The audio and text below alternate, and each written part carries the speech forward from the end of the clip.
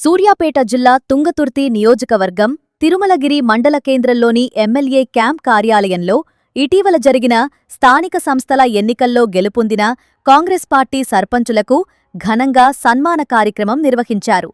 ఈ కార్యక్రమంలో పాల్గొన్న ఎమ్మెల్యే మందుల సామ్యూల్ మాట్లాడుతూ, తుంగతుర్తి నియోజకవర్గంలో మొత్తం 155 గ్రామ పంచాయతీలు ఉండగా వాటిలో 101 కాంగ్రెస్ పార్టీ సర్పంచులు భారీ మెజార్టీతో గెలుపొందడం ప్రజల నమ్మకానికి నిదర్శనమని తెలిపారు. రాబోయే ఎంపీటీసీ, జెడ్పీటీసీ ఎన్నికల్లో కూడా తుంగతుర్తి నియోజకవర్గంలో కాంగ్రెస్ పార్టీ అభ్యర్థులను ప్రజలు భారీ ఎత్తున ఆదరించి గెలిపిస్తారని ఆయన ధీమా వ్యక్తం చేశారు. అలాగే 2029 ఎన్నికల్లో కూడా తానే మళ్లీ ఎమ్మెల్యేగా గెలుస్తానని జోస్యం చెప్పారు. తుంగతుర్తి నియోజకవర్గ ప్రజల అండదండలు తలకు ఎల్లప్పుడూ ఉన్నాయని పేర్కొన్నారు. ఎన్నికలలో కాంగ్రెస్ పార్టీ సర్పంచ్ అభ్యర్థులు 101 నికారస్ గెలిచి, రెబల్గా నరువు గెలిచి మొత్తం కూడా ఇప్పుడు 105 మేము గెలుచుకున్నాం. ఈ తుంగతుర్తి ప్రజానికానికి, తుంగతుర్తి కాంగ్రెస్ కార్యకర్తలకు, నాయకులకు, మండలపాడ అధ్యక్షులకు, బ్లాక్ కాంగ్రెస్ అధ్యక్షులకు, గ్రామశాఖ అధ్యక్షులకు, మండల స్థాయిలో ఉన్న ముఖ్య నాయకులకు, జిల్లా స్థాయిలో ఉన్న ముఖ్య నాయకులకు అందరూ కూడా నిండుగా నేను కాంగ్రెస్ పార్టీ తరఫున ఎమ్మెల్యేగా స్వాగతం సుస్వాగతం పలుకుతా ఉన్నా. మంచి మెజార్టీతో గెలిపించారు కనుక ముందు కూడా ఇదే రిపీట్ అయింది.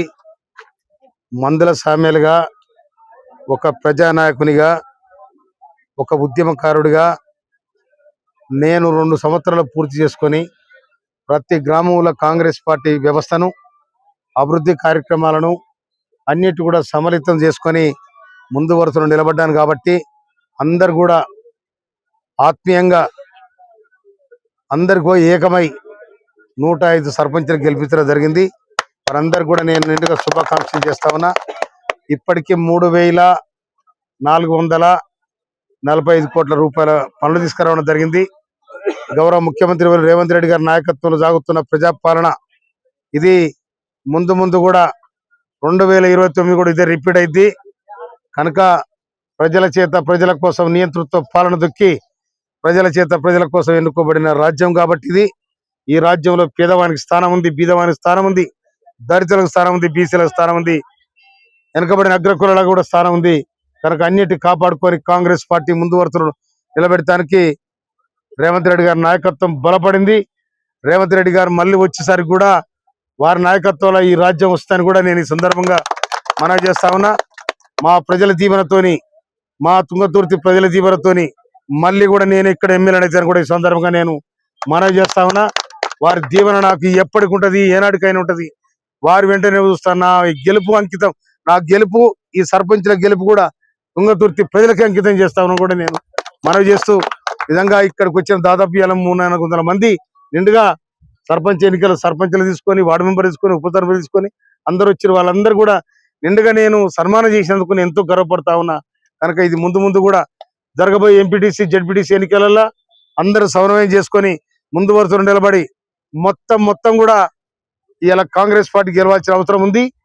కాంగ్రెస్ పార్టీ గెలుస్తారని కూడా నేను మనవి చేస్తున్నాను. నేను ఇంకొకటి, ఏదో కేటీఆర్ ఏదో మీద గొప్ప, మా చిప్ప గిప్ప అంటారు, కానీ ఏది జరగది. బీఆర్ఎస్ అనేది ఎప్పుడు పెట్టుకున్నా మీ బొంద మీరు దూకున్నారు కనుక బీఆర్ఎస్ పార్టీ అనేది అది అధికారం అనేది వాళ్ళ కలలాది.